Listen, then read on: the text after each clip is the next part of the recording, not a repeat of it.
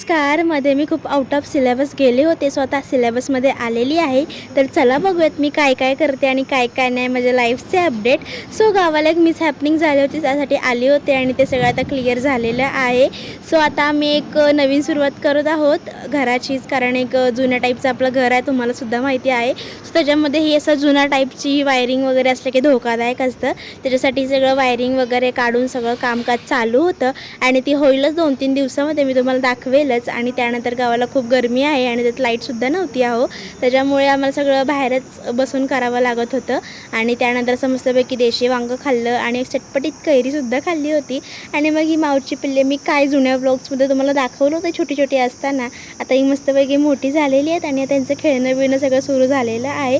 दिसताना खूप सुंदर दिसतात, कमेंटमध्ये सांगा मला. आणि त्यानंतर एक असाच माझा पूर्ण दिवस गेला गावाला, कारण गावाला आता भरपूर कामच चालू आहेत आणि दिवस कसा जातो समजतच नाही आहे मला. आणि त्यानंतर वडापाव तर तुम्ही खूप वेळा बघितला आहे माझ्या ब्लॉग्समध्ये. तर आज गेली होती पहिल्यांदा कॅफेमध्ये. सो तिथे मस्तपैकी अशी कॉफी पिली होती आणि ही कॉफी अतिशय क्वालिटी होती. तुम्ही पण नक्की या, इथे मी डिस्क्रिप्शनमध्ये तुम्हाला पत्ता मेन्शन करेल. आणि त्यानंतर ही कॉफी वगैरे पिली आणि मग आपल्या घरात आता एक नवीन परत एकदा काम सुरू केलेलं आहे, ते म्हणजे फरशीचं.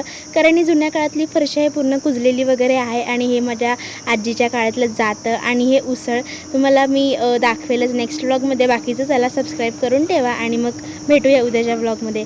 बाय.